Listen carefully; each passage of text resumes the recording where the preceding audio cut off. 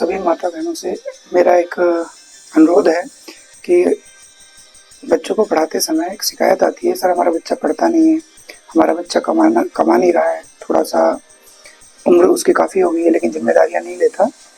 तो यहाँ मैं एक चीज़ कहना चाहूँगा, आराम एक ऐसी चीज़ है, कम्फ़र्ट ज़ोन एक ऐसी चीज़ है जो किसे पसंद नहीं होता।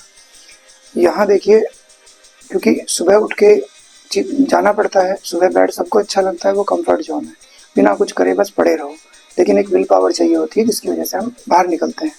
सबसे ज़्यादा कम्फ़र्ट ज़ोन में बच्चा कब होता है? माँ के पेट में। वहाँ रोशनी की भी उसे आवश्यकता नहीं है, यहाँ मल-मूत्र तक त्यागने का प्रबंध ऊपर वाले ने कर रखा है, तो बिना कुछ करे वो माँ के पेट में सबसे आराम में है। लेकिन आप देखिए, आपको अपनी माँ के पेट के अंदर का कुछ याद है क्या? क्योंकि उस वक़्त चेतना नहीं होती।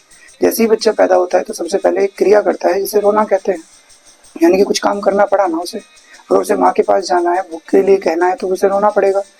धीरे-धीरे भई अगर बच्चा डिलीवर हुआ है, तो डिलीवरी दोनों तरह से होनी चाहिए, मेंटली भी और फिज़िकली भी। आपने उसे फिज़िकली तो इस संसार में ला दिया है, पर उसका मेंटल स्ट्रेंथ भी तो आपको इम्प्रूव करनी है, उसकी मेंटल डिलीवरी भी तो करानी है। पैम्परिंग यहीं से शुरू हो जाती है। माता अपने आप को केंद्र में रख लेती है और उस बच्चे पर हल्का-हल्का सा सेंट्रीपिटल फ़ोर्स लगाती है, जिससे कि वो बच्चा माँ के चारों तरफ ही घूमना स्टार्ट कर देता है। वो अपनी पूरी ज़िंदगी की कहानियाँ उसे बताना शुरू करती है।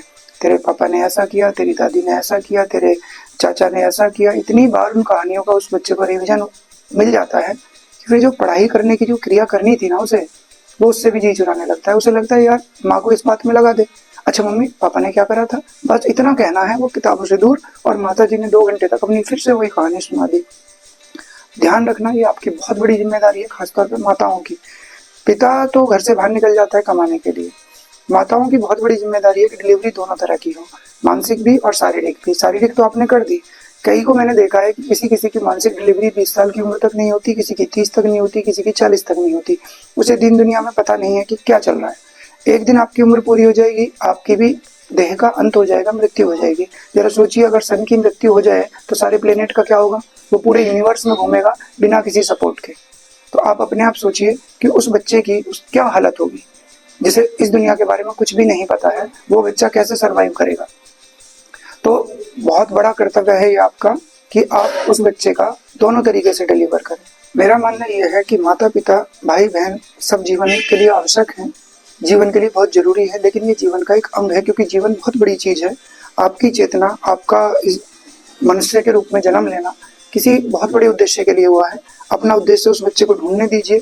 सिर्फ उतनी ही जानकारी मत दीजिए जितनी जानकारी आपके पास है। सिर्फ अपने आप को ही बहुत ज़्यादा इंपॉर्टेंस मत दीजिए और फिर सारा का सारा दोष उस बच्चे पे आप डाल देते हैं कि बेटा तू कुछ करता नहीं है, तो ये नहीं करता, वो नहीं करता।